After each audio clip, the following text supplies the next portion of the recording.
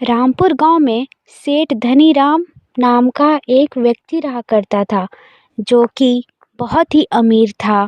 उसके साथ उसकी बीवी शारदा और 10 साल की बेटी सोनम रहा करती थी। सेठ धनीराम का व्यापार का काम था, उसी से उसका घर का गुजारा हुआ करता था। सेठ धनीराम बहुत ही गुस्सैल और जिद्दी आदमी था। वो हमेशा ईश्वर से प्रार्थना किया करता था कि उसके घर में बेटे को जन्म हो, लेकिन उसकी बीवी शारदा ने बेटी को जन्म दिया। सेठ धनीराम अपनी बेटी से बहुत नफरत किया करता है।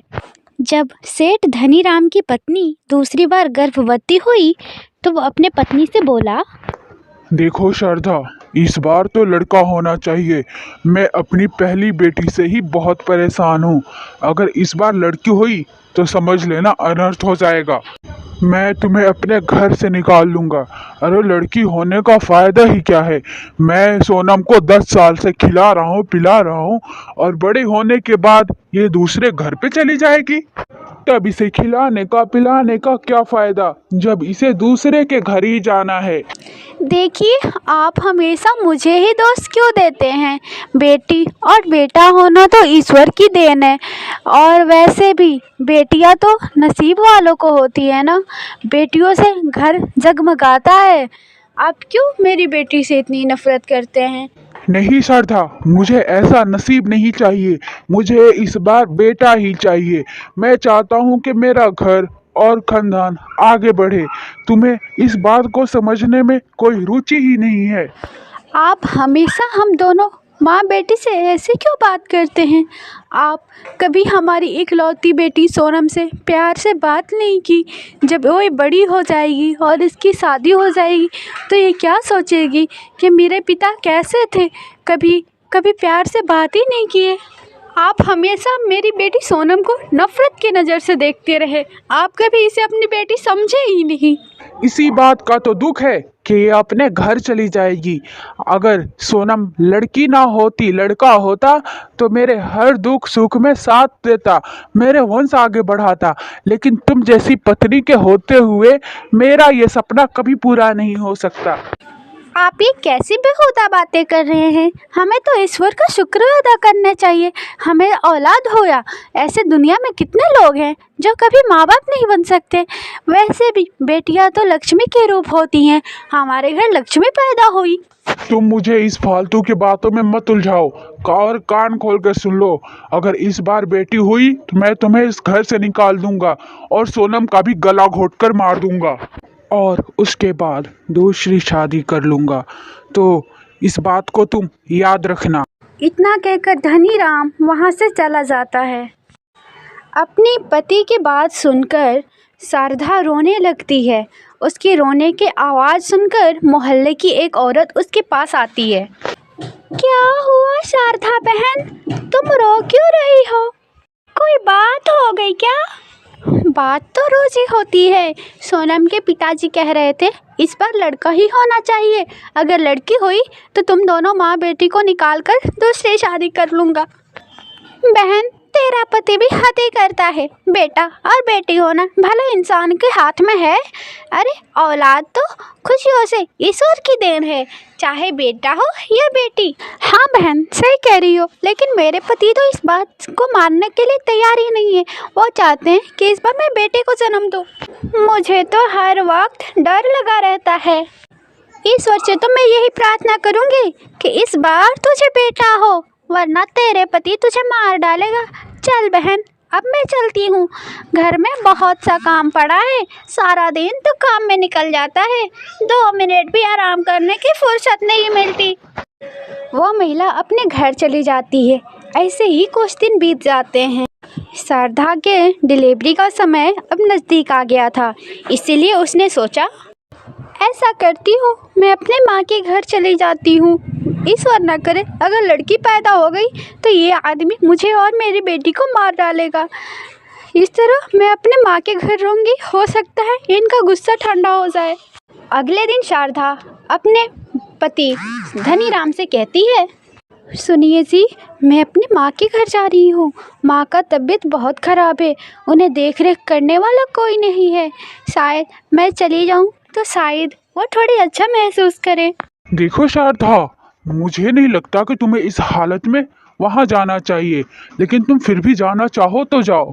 लेकिन एक बात याद रखना, अगर लड़का हो तभी वापस आना, अगर लड़की हुई तो वापस आने के सोचना भी मत, वरना मैं तुम्हें इस घर में घुसने नहीं दूंगा। श्रद्धा अपनी बेटी सोनम को लेकर अपनी माँ के घर की ओर निकल जाती है।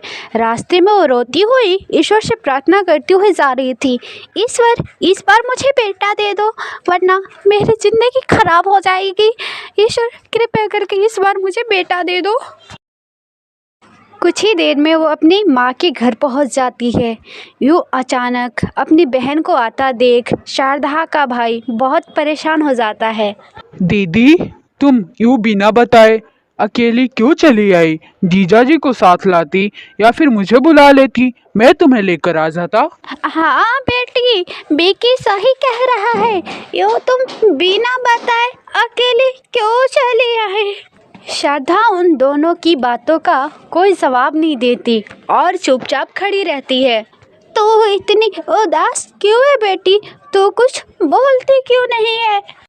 नहीं माँ, मैं उदास नहीं हूँ, मैं रास्ते में आते वक्त थोड़ी थकावट हो गई है इसलिए चुप हूँ। लेकिन श्रद्धा की बेटी बहुत छोटी थी, वो अपनी नानी से बोली, नानी, माँ झूठ बोल रही है, वो पिताजी के डर से यहाँ आई है। एक दिन पिताजी माँ से कह रहे थे कि अगर इस बार लड़का नहीं हुआ तो वो दूसरा विवाह कर लेंगे।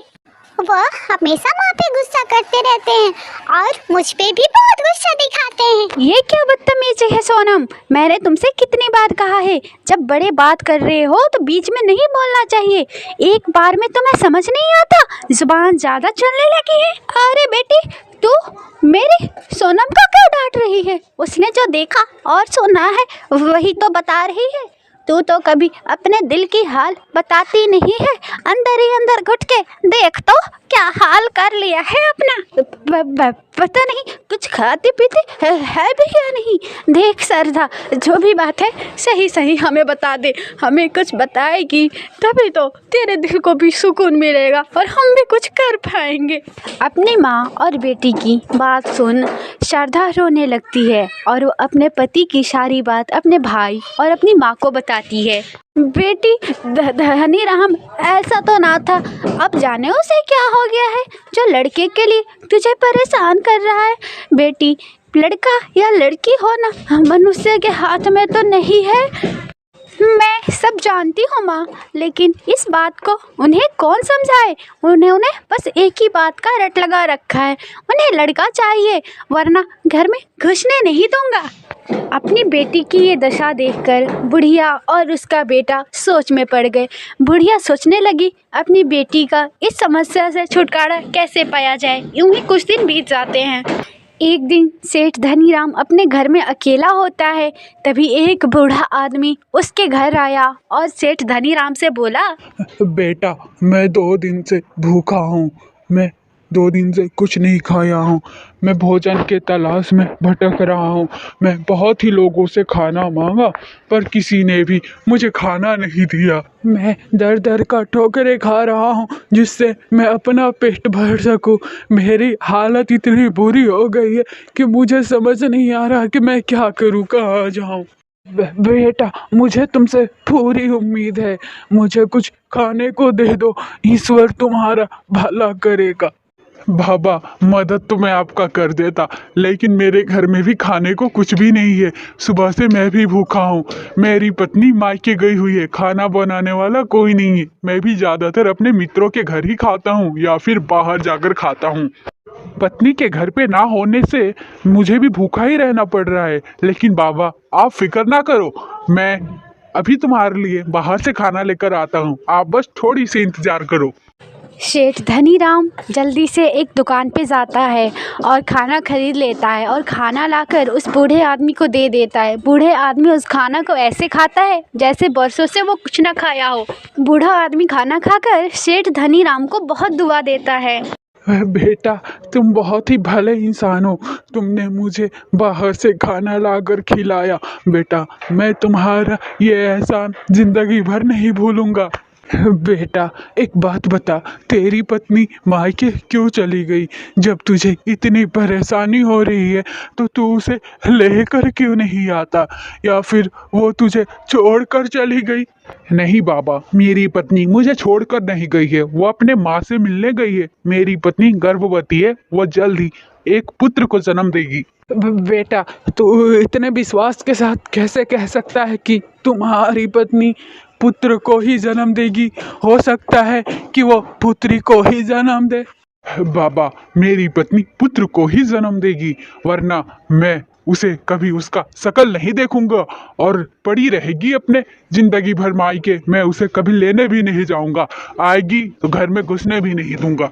बेटा एक बात याद रखना, पुत्र हो या पुत्री, वो ईश्वर की देन है। तुम्हारी पत्नी गर्भवती है, इसलिए मुझे तुम्हारे घर में शुभ लक्षण दिखाई दे रहे हैं। बाबा, शुभ लक्षणों से आपका क्या मतलब है? मैं आपके बात को समझा नहीं।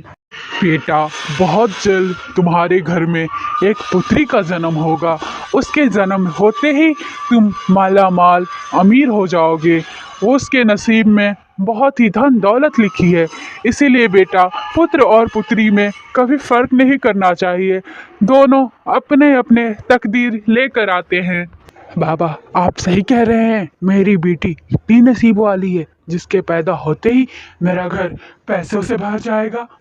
हाँ बेटा, लक्ष्मी खुद चलकर तुम्हारे घर आ रही है, तुम बस उसका ख्याल रखना। कभी भी उसके आंखों में आंसू मत आने देना। अगर उसके आंखों में आंसू आए तो तुम्हारे घर में मुसीबत आ जाएगी और तुम्हारे धन दौलत में कमी आ जाएगी। बूढ़े आदमी की बात सुनकर धनी राम को अकल आ जाती है और उसने बूढ़े आदमी से वादा किया और सोचने लगा, मैं भी कितना निर्दयी हूँ। मैं अपने पत्नी शारदा पे कितना जुल्म किया, उसकी कोई बात नहीं सुना। अब से मैं अपनी पत्नी और अपनी बेटी से खूब प्यार करूँगा। मैं कभी भी उस बच्ची या फिर अपनी सोनम को आंखों में आंसू नहीं आने दूंगा। मैं आज ही जाकर अपनी पत्नी शारदा को लाता हूँ। फिर धनी राम अपने पत्नी को लेने उसके मायके चला जाता है और अपनी पत्नी को अपने घर ले आता है। धनी राम के स्वभाव में बदलाव देख शारदा उससे कहती है, क्या हो गया है आपको? बहुत बदले बदले लग रहे हो। आपने तो कहा था जब तक लड़का पैदा ना हो मैं आपके घर ना आऊँ, और आप खुद मुझे लेने के लिए चले गए थे। अगर लड़की हो गई तो फिर आप क्या करेंगे? मुझे माफ कर दो शारदा, लड़का या लड़की तुम्हारे हाथ में नहीं है। वो लड़का या लड़की ईश्वर की देन है। सब अपने अपने तकदीर से खाते हैं, मुझे अब कोई फर्क नहीं पड़ता, लड़का हो चाहे लड़की। धनी राम का स्वभाव में बदलाव देख शारदा बहुत खुश होती है और ईश्वर का शुक्र अदा करती है। फिर कुछ ही दिनों बाद शारदा अपनी दूसरी बेटी को जन्म देता है। धनी राम अपनी बेटी का खबर सुनते ही दौड़ा हुआ चला आता है और अपनी बेटी को उठाकर उससे प्यार करने लगता है। उस लड़की का नाम वो रानी रखते हैं। ऐसे ही कुछ साल बीत जाते हैं। जैसा कि उस बूढ़े आदमी ने कहा था, सेठ धनी राम दिन पे दिन माला माल दौलतमंद होता जाता है और वो अपनी बेटियों से खूब प्यार करता है। धनी राम की दोनों बेटियों भी अपने पिता का ये प्यार देखकर बहुत खुश रहती थी। अपनी बेटियों को इतना खुशी देख शारदा अपने पति से बोली, सुनिए जी, आप इन दोनों से इतना प्यार ना करो। जिस चीज़ का ज़रूरत हो वही लाया करो। हद से ज़्यादा चीज़ कभी कभी इंसान को बिगाड़ देती है। अरे भाग्यवान, मेरे पास जो भी धन दौलत है सारा इन्हीं दोनों के नसीब के तो हैं। अब इनके लिए नहीं लाऊंगा तो भला किसके लिए लाऊंगा? हाँ, कह तो आप सही रहे हो। हमारी बेटियों ने हमारा तो भाग्य बदल के ही रख दिया। इनके वजह से आज हमारे पास सब कुछ है। बहुत समय पहले की बात है। रामपुर गांव में गीता नाम की एक गरीब औरत रहा करती थी, जिसके साथ उसका बेटा भी रहा करता था। एक दिन गीता ने अपने बेटे से कहा, बेटा मोहन, रामू भैया के दुकान से अपने घर के लिए राशन ले आ।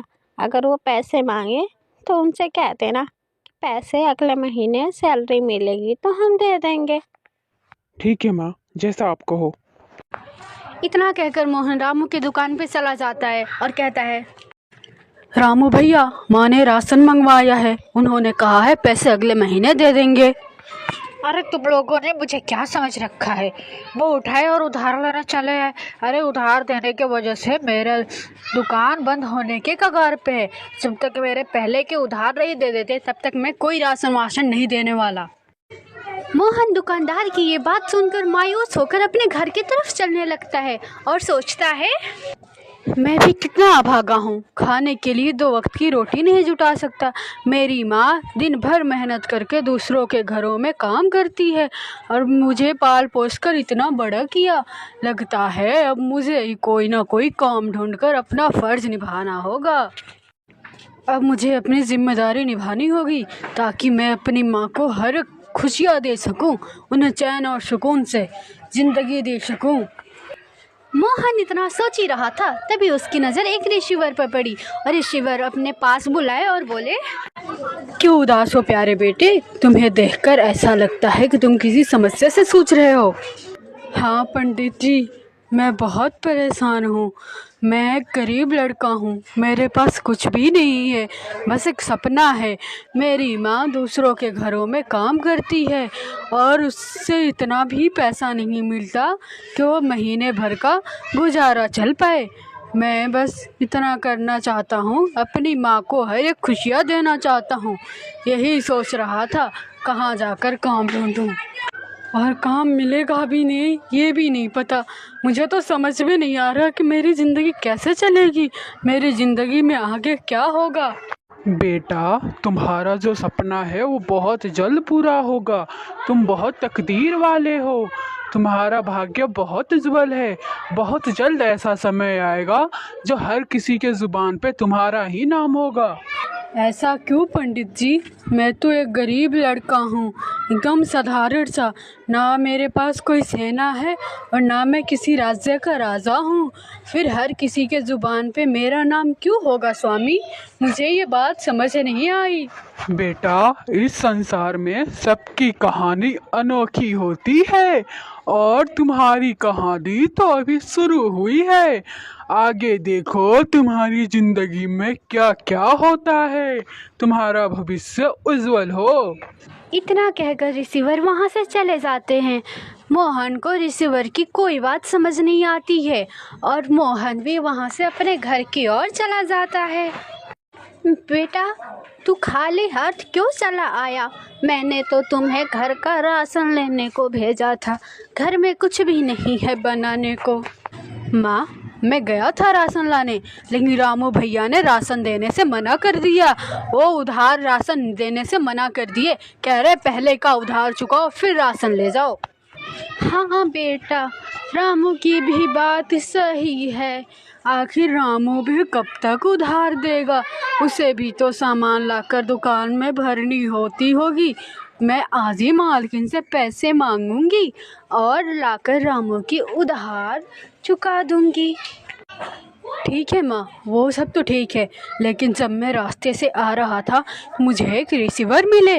वो कह रहे थे कि मैं बहुत तकदीर वाला हूँ, बहुत ही जल्द सबके ज़ुबान पे मेरा ही नाम होगा। माँ, मुझे तो यह सब कुछ भी समझ नहीं आया। अगर तुम्हें कुछ समझ आए तो मुझे बताओ। क्या सच में उन्होंने ऐसा कहा? हाँ माँ, उन्होंने ऐसा ही कहा। बेटा, जब तेरा जन्म हुआ था तब भी मुझसे एक रिसीवर ने ऐसा ही कहा था कि तेरा बेटा बड़ा होके राजकुमार बनेगा, लेकिन मैंने उनके बातों पे ज़्यादा ध्यान नहीं दिया। आज फिर से लगता है कि ये बात सच होगा, क्योंकि रिसीवर ने फिर से कहा है। माँ, ये सब फिजूल की बातें हैं। भला एक गरीब माँ का लड़का राजकुमार कैसे बन सकता है? ये राजा का बेटा राजकुमार बनता है? तुम सही कह रहे हो बेटा, लेकिन कभी कभी भविष्यवाणी सत्य भी हो जाता है। मैंने खुद भविष्यवाणियों को सत्य होते देखा है। सत्य में मेरे गांव में एक रानी नाम की औरत ने 2 बच्चों को जन्म दिया था, एक बेटा और एक बेटी। उनके होने से रानी बहुत खुश थी, वो उनकी भविष्य जानना चाहती थी। उस बच्चों के होने की खुशी में रानी के पति राजन वो आसपास के सभी गांव के लोगों को बुलाया और दावत की।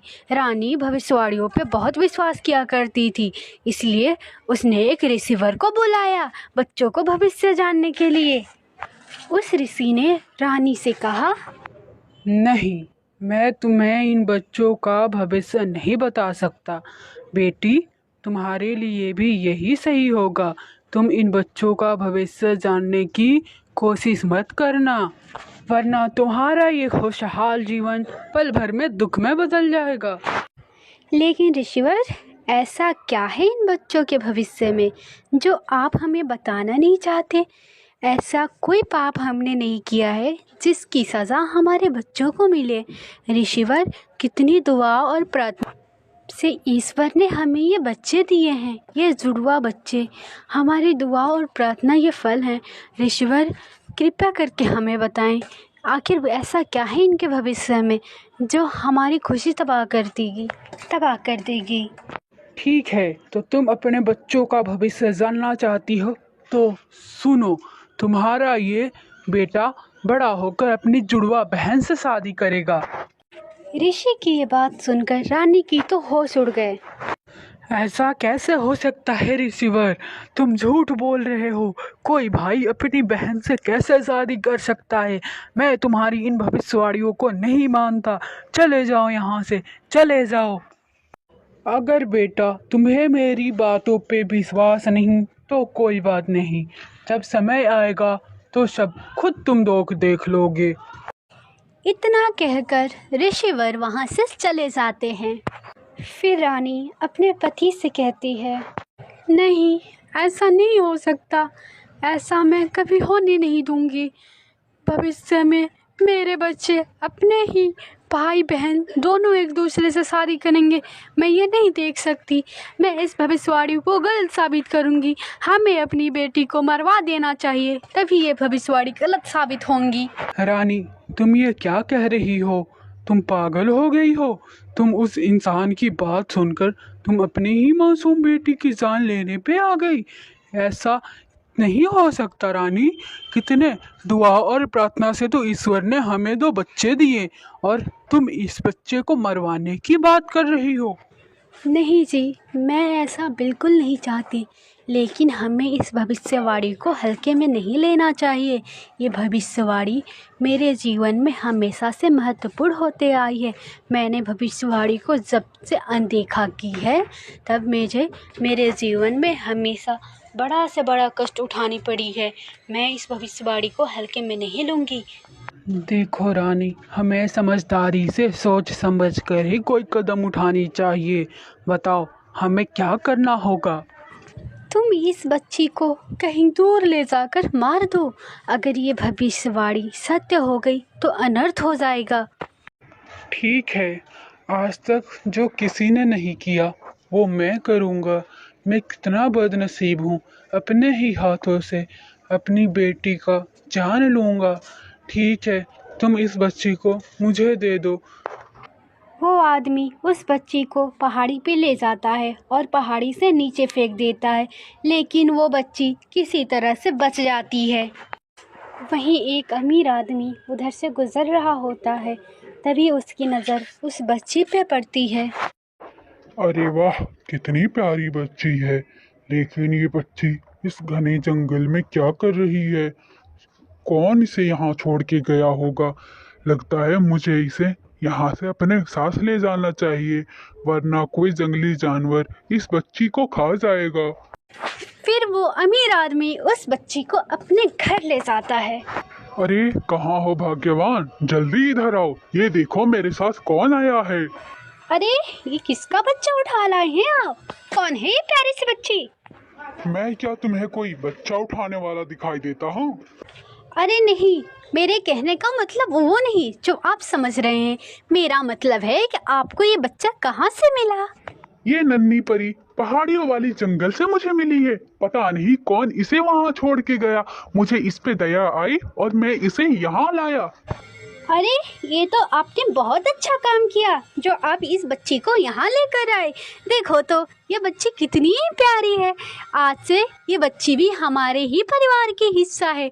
आज से हम इसे अपने ही बच्चे की तरह पालेंगे। यूँ ही कई वर्ष बीत चुके होते हैं। अब वो दोनों भाई बहन बड़े हो चुके होते हैं। अपने बेटे को जवान होता देख रानी और उसके पति बहुत खुश होते हैं कि भविष्य गलत साबित हो गई, लेकिन होना तो वही था जो तकदीर में लिखा था। एक दिन रानी का लड़का किसी काम से कहीं दूर जा रहा होता है। तभी रास्ते में उसकी मुलाकात उस अमीर आदमी की बेटी से होती है।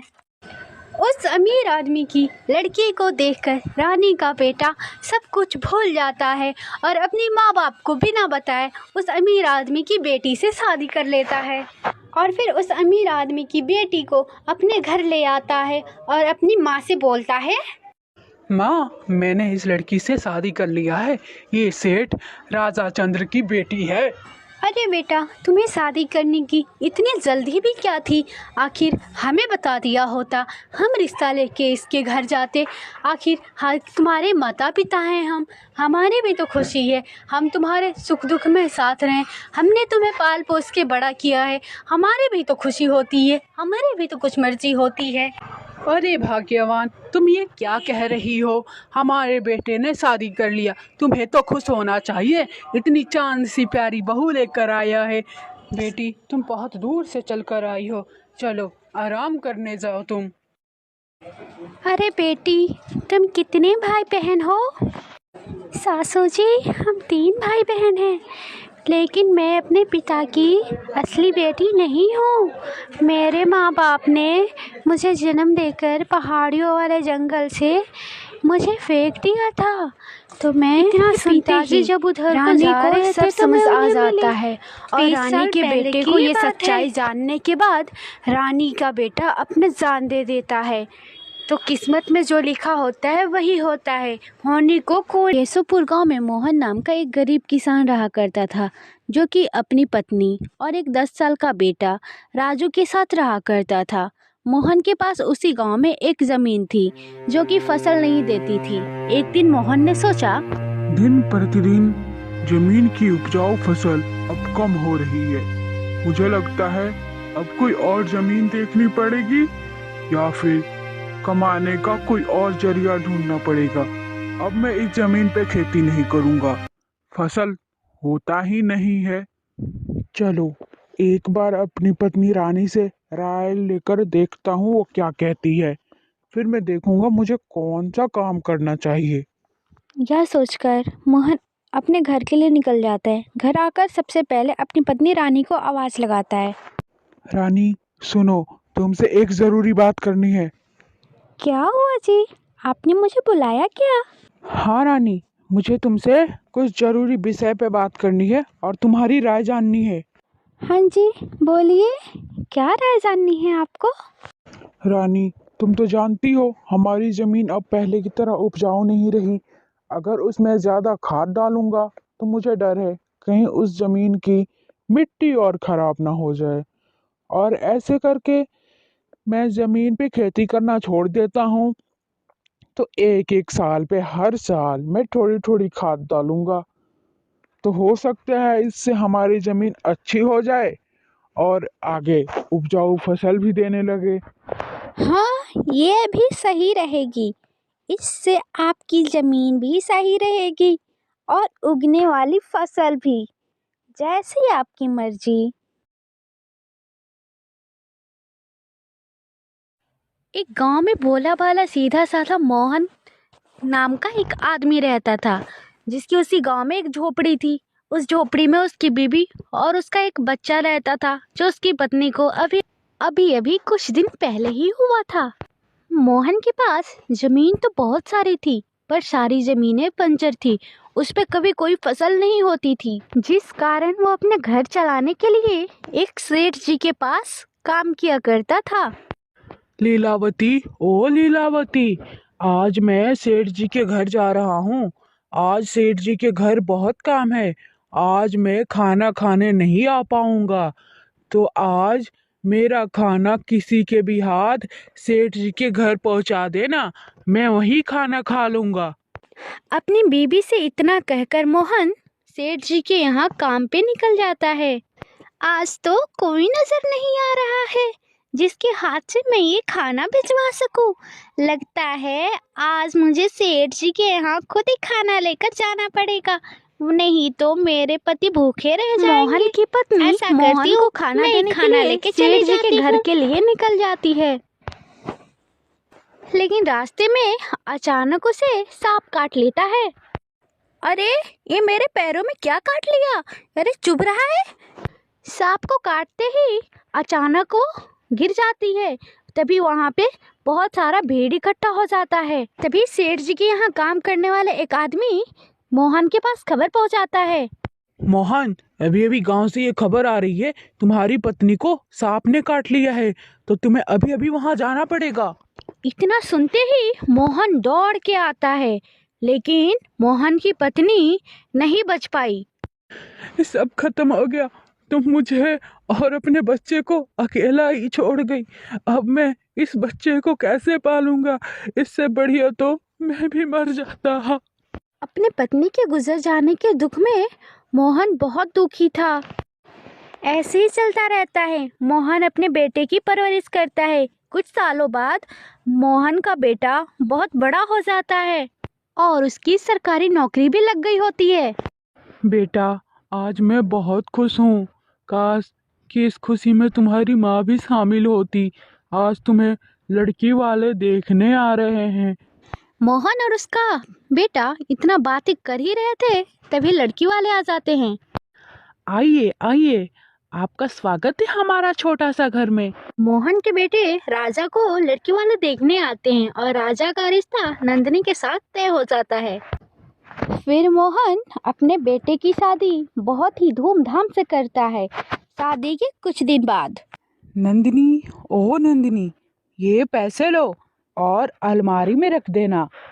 पैसे देख मोहन अपने बेटे से पूछता है। अरे बाप रे, बेटा राजा, तू इतने सारे पैसे कहाँ से लाया? तुम्हारी तो इतनी तनख्वाह भी नहीं है। अरे पिताजी, ये तनख्वाह नहीं है। अब मैं आपको कैसे समझाऊं? पिताजी, इसे अंग्रेजी भाषा में कमीशन कहते हैं। तो ये कमीशन के पैसे हैं, कमीशन के। क्या मतलब तू लोगों से घूस लेने लगा है? और क्या पिताजी? बेटा, मैं तेरे माँ के गुजर जाने के बाद भी तुझे पढ़ाया लिखाया, तुझे इस कुर्सी के काबिल बनाया, और तू इस कुर्सी पे बैठ के गरीब लोगों का खून चूस रहा है। तू घूस ले रहा है। बेटा, ये तो बहुत गलत कर रहा है तू, बहुत गलत। तुम्हें क्या पता पिताजी, ईमानदारी पे चलने वाला कभी आगे नहीं बढ़ता। घूस लेकर चलो तो देखो कितने जल्दी आगे बढ़ते हो। अगल बगल से पैसे आते रहेंगे तो हमें पता भी नहीं चलेगा हम कब बड़े बन जाएंगे। वैसे भी बड़े आदमी के साथ रह रह के घूस तो लेना पड़ता है पिताजी। बेटा, जो ईमानदारी के रास्ते से धीरे धीरे करके आगे बढ़ता है वो बहुत लंबा समय तक टिकता है, और जो काला धन यानी घूस लेकर आगे बढ़ता है वो पता भी नहीं चलता कब कंगाल हो जाता है। इसीलिए बेटा, आगे तेरी मर्जी, मेरा काम था समझाना। इतना कहकर मोहन वहाँ से चला जाता है, लेकिन उसके बेटे के दिमाग में कोई बात नहीं घुसती। बेटा कुछ भी नहीं बोलता और वो वहीं खड़े का खड़े रह जाता है। रामपुर गांव में लक्ष्मण नाम की एक किसान रहा करता था, जो अपने 10 साल का बेटा और अपनी बीबी के साथ रहा करता था। उसके पास ज़्यादा धन दौलत तो नहीं थी, लेकिन फिर भी वो अपने परिवार को खुश रखने के लिए दिन रात मेहनत किया करता था।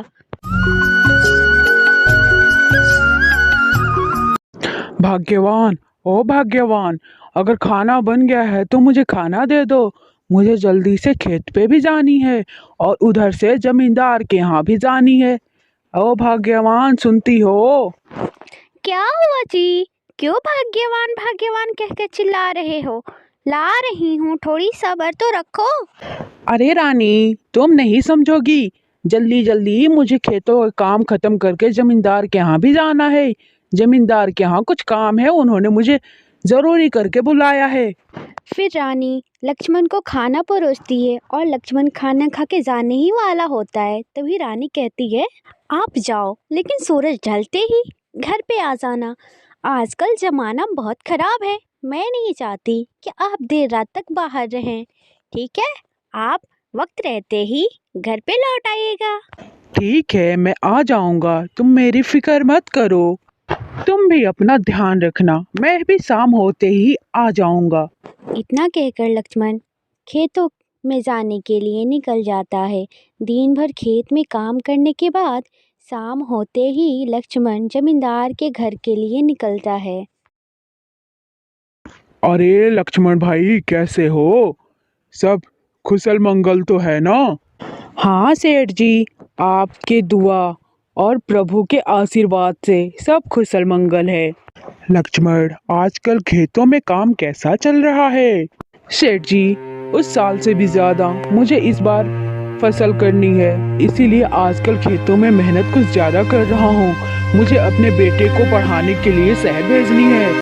अच्छा, ऐसी बात है। अगर समय ने साथ नहीं दिया तो तुम क्या करोगे? सेठ जी, मैं पूरी कोशिश करूंगा, आगे ईश्वर का माया है। अरे लक्ष्मण, बातों बातों में मैं तुम्हें जिस काम के लिए बुलाया था वो काम तो भूल ही गया। कल सुबह मेरी बैलगाड़ी लेकर उस पे 50 बोरी गेहूं का फसल लेकर तुम्हें मेरे दोस्त के यहाँ पहुँचाना है। रामपुर गांव के ओर से नजदीक में ही सीतापुर गांव है। मेरा दोस्त वहीं रहता है। मैं किसी दूसरे काम से शहर जा रहा हूँ। मुझे ये काम करने के लिए कोई आदमी नहीं मिला, इसीलिए मैं यह काम तुम्हें सौंपता हूँ।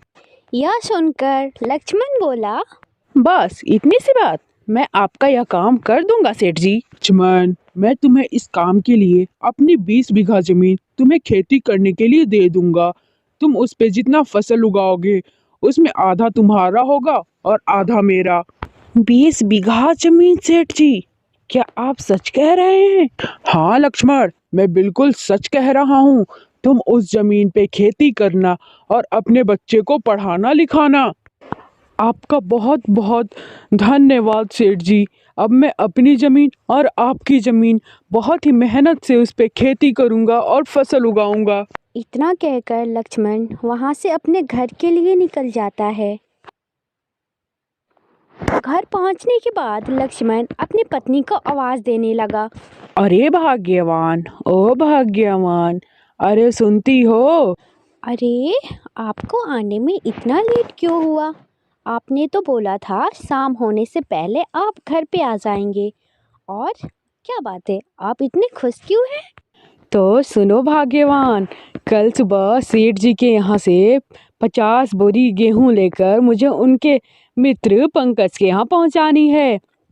उसके बदले में सेठ जी मुझे 20 बीघा जमीन दे रहे हैं, वो भी खेती करने के लिए।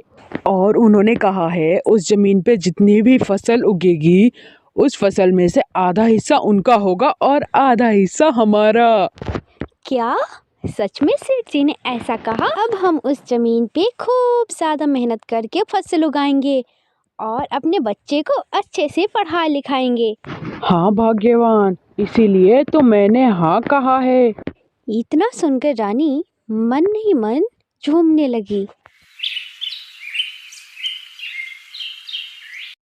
और अगले दिन सुबह होने पे भाग्यवान, अब मैं जा रहा हूँ सेठ जी के घर से 50 बोरी लेकर सीतापुर के लिए मैं निकल रहा हूँ। ठीक है, ध्यान से जाना और समय रहते ही घर वापस लौट आना। ठीक है, मैं शाम होते ही मैं घर वापस आ जाऊंगा। फिर लक्ष्मण जा ही रहा होता है, तभी उसका बेटा कहता है, पिताजी शाम को आते वक्त मेरे लिए समोसे लेकर आना। ठीक है मेरे प्यारे बेटा, मैं ले आऊंगा। यह कहकर लक्ष्मण जमींदार के घर से बैलगाड़ी लेकर सीतापुर गांव के लिए निकल गया। लक्ष्मण चलते चलते आखिर कुछ देर बाद सीतापुर गांव पहुंच गया। अरे लक्ष्मण भाई, आप नमस्ते। लक्ष्मण भाई, कैसे हो आप? और सभी रामपुर वासी कैसे हैं? नमस्ते पंकज भाई। मैं ठीक हूँ और आप कैसे हो? और हमारे सभी रामपुर वासी भी ठीक हैं। आप अपनी बताओ। लक्ष्मण भाई मैं ठीक हूँ। और बताइए सीतापुर गांव कैसे आना हुआ? पंकज भाई, जमींदार सेठ ने आपके लिए 50 बोरी गेहूं की भिजवाई है। इसी काम को करने मैं सीतापुर गांव आया हूँ। अरे हाँ लक्ष्मण भाई, मैं तो भूल ही गया था। मैंने ही उनसे 50 बोरी गेहूं की मंगवाई थी। ठीक है पंकज भाई, अब मैं चलता हूँ। शाम होने से पहले मुझे मेरे घर भी पहुँचना है। अरे लक्ष्मण भाई, ऐसे कैसे? इतने दूर से आए हैं, थोड़ी देर आराम कर लें। थोड़ी देर आराम करने के बाद फिर चले जाइएगा। अभी आप थक गए होंगे। नहीं नहीं पंकज भाई, मुझे इतने दूर जाना है। अगर मैं थक जाऊंगा तो मैं वहीं कहीं बैठकर आराम कर लूंगा। मैं धीरे धीरे चलते हुए अपने गांव तक पहुंच जाऊंगा। यह कहकर लक्ष्मण अपने गांव रामपुर के लिए निकल जाता है। काफ़ी दूर चढ़ने के बाद लक्ष्मण सोचता है, मैं बहुत थक गया हूँ, क्यों न किसी पेड़ के नीचे बैठकर आराम कर लूं। इतना सोचकर लक्ष्मण पास वाले पेड़ के छाया में ही बैठ जाता है। तभी वहीं कुछ देर बाद गांव का एक आदमी रमेश आता है। अरे लक्ष्मण भाई, कहाँ से आ रहे हो आप? बहुत दिनों बाद दिखाई दिए। रमेश भाई, मैं सेठ जमींदार के काम से सीतापुर गांव गया था। आते वक्त बहुत थकान हो गई है, तो मैंने सोचा क्यों ना यहीं बैठकर थोड़ी आराम कर लिया जाए। वैसे रमेश भाई, आप कहाँ जा रहे हो? अरे मैं भी गांव के ओर ही जा रहा हूँ। चलो हम दोनों साथ चलते हैं। तभी वे दोनों गांव के लिए निकल जाते हैं। लक्ष्मण और रमेश गांव के लिए साथ ही आ रहे थे। लक्ष्मण को समोसे का दुकान दिखा। रमेश भाई, आप थोड़ी देर यहाँ रुके। मेरे बेटे ने मुझसे समोसे लाने को कहा था। अगर मैं समोसे लेकर नहीं गया तो मुझ पे गुस्सा करेगा। मैं अभी समोसे लेकर आता हूँ। अरे भाई, क्या जमाना आ गया। पहले हम सब लोग अपने पिताजी से डरते थे, अब ऐसा जमाना आ गया कि हमें अपने बच्चों से डरना पड़ रहा है। हाँ सुरेश भाई, अब क्या ही कहें। मेरी पत्नी कब मुझ पे बरस पड़ेगी ये भी मुझे नहीं पता। मेरा बेटा कब मुझ पे गुस्सा करने लगेगा ये भी मुझे नहीं पता। क्या करें, जिंदगी बस कट सी रही है। रमेश भाई, आप यहीं रुके, मैं समोसे लेकर आता हूँ। इतना कहकर लक्ष्मण समोसे की दुकान पे जाता है। अरे भाई, समोसे कितने का दिए? भाई 20 रुपए का एक समोसा है। ठीक है, साथ में हरी चटनी और 2 कचौरी और पैक कर देना। फिर लक्ष्मण समोसे और कचौरी लेकर रमेश के पास चला जाता है। चलो भाई, ले आया मैं समोसे और कचौरी। तुम तो सिर्फ समोसे की बात कर रहे थे और तुम 2 कचौरी और ले आए। अरे रमेश भाई, आप नहीं समझोगे। समोसे तो मेरे बेटे के लिए था। मेरे घर में मेरी पत्नी भी तो है, उसे भी तो कुछ चाहिए। खाली हाथ तो जाऊंगा नहीं, इसीलिए मैंने उसके लिए कचौरी ले लिया, वरना पता नहीं कब मुझ पे बरस पड़े। वैसे भी मैंने अपने पत्नी से कहा था शाम होने से पहले मैं घर पर लौट आऊंगा, लेकिन मुझे लगता है जाते जाते रात हो जाएगी। क्या लक्ष्मण भाई, आप अपनी पत्नी और बेटे से बहुत ज़्यादा डरते हो। ठीक है, चलो अब रात होने वाली है। फिर दोनों गांव के लिए चलते हैं। फिर कुछ देर बाद दोनों गांव आ जाते हैं। रमेश अपने घर चला जाता है और लक्ष्मण भी अपने घर चला जाता है। फिर लक्ष्मण को देखकर लक्ष्मण की पत्नी उस पे बरस पड़ती है।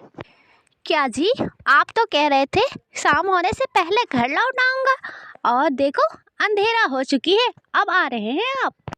अरे भाग्यवान, मैं भी रात होने से पहले ही घर आना चाहता था, लेकिन जाते वक्त बहुत लेट हो गया और आते वक्त मैं बहुत थक गया था, इसलिए किसी पेड़ के नीचे बैठकर आराम कर रहा था। ये लो, तुम्हारे लिए कचौरियाँ लाया हूँ, और बेटा मैं तुम्हारे लिए समोसा लेकर आया हूँ। क्या आप मेरे लिए भी कचौरियाँ लेकर आए हैं? इसकी क्या ज़रूरत थी? आप सिर्फ इसके लिए समोसे लेकर आ जाते। अरे भाग्यवान, तुम मेरी पत्नी हो और मैं तुम्हारी खुशी का ध्यान ना रखूं तो किसके खुशी का ध्यान रखूं? फिर वे दोनों समोसे और कचौरी खाकर सो जाते हैं। फिर अगली सुबह वादे के मुताबिक जमींदार सेठ लक्ष्मण को 20 बीघा जमीन दे देता है, जिस पे लक्ष्मण दिन रात मेहनत करके उस पे फसल उगाता है।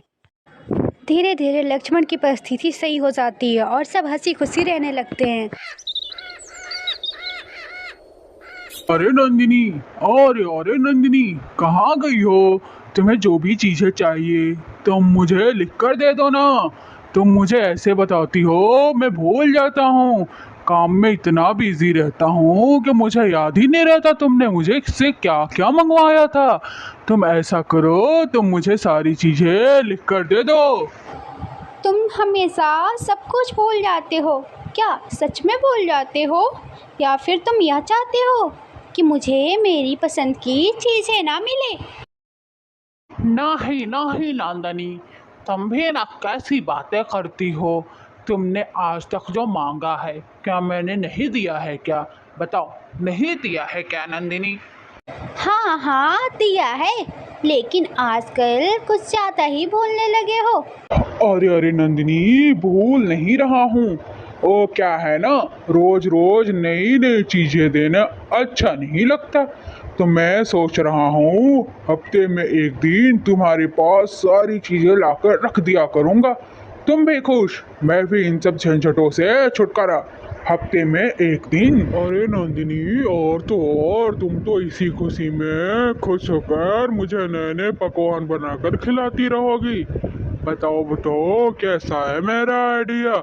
हफ्ते में एक दिन